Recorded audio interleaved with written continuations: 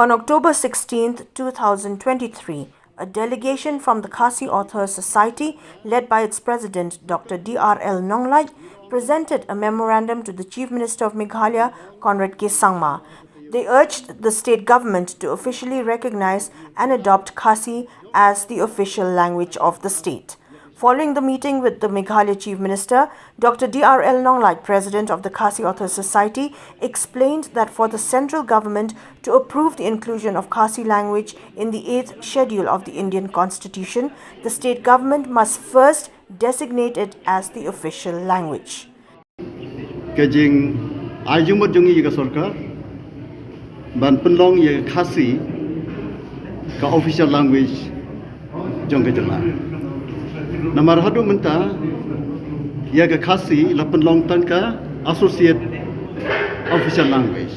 Kamut kadang long tang ka ketien benrap. Ti kumno ka ketien jong traditional kan long ban ka ketien benrap. Kat ba ka ketien nongwei kan long ka ketien sarkar. Ti kajing wanra jongi ya kajing kepat yu Chief Minister kalong ba wanra no ya ka amendment kajing penkela ya ka Meghalaya Language Act Arhajarsan kabra kedawang tu baka Khasi bat garo kidai ki associate official language menta da ka wanra ya ka amendment dai ban penlong no ya ka Khasi ka official language kemet ka ketien sarkar bapura jongka jela ngi rawa ya Khasi dese ki pajba nagar hills kila mandawai garo kata ngimdan keno ka jingong halor kata ta kata kuwei bat kuwei pat ka kam ka ba kamat bang yakren kalong ka bedai bat ka jing penrong ya ketin Khasi po ka kernet ka ba pra jong kariti sensial jong kari ya ngila pentep yu ba hakal arp kundai berlai potrik jong bunai beladep ngila yo ya kan penlong ya kan national seminar hangti ya nong ba New Delhi ba hakal live potrik ngila yo ruban penlong ya ka jingasong kelan mengor ka peaceful demonstration hajantar mantar ba hadien kata ngi lasim katu kan itligirai ba kata galong banpan ya ka jingtip jingpensyai na ka Ministry of Home Affairs hangno kini ka jingdawa jongi ka don menta namar ho January 2000 ngilij ay ka don khas ha Home Minister to por ho January but ho March la ay ka jubab ba ka tin Khasi ka dai ka way na ki life of fraternity ki judge tin ki ba menta ka Ministry of Home Affairs kadang bishar nia nagamta ban penrung hapo ka knet ka babra ndrei hau July jong ka snem arajar arbuai habang ila submit yang ya darkas hau Shri Amit Shah hadu menta ngim simyo kanu ka jibab ti kata ka long ka wei ka rai ba ngidei ban yo ya ka jing pensai na ka Ministry of Home Affairs hangno ka ni ka kam ka dan menta bat koi pat ka badan kam ka mangla sim ya ka rai ka long ban kerpat ya ka sarkar India ban wanra ya ka official bill na ka benta ban plilat ban pendrong ektin Khasi apo ka knet ka bapra hakani ka parliament session ka ban session.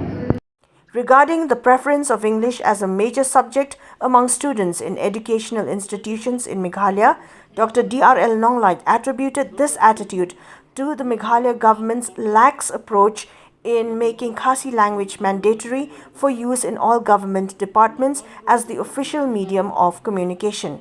Dr. Nonglait believed that such a step would compel the citizens of the state to learn the language.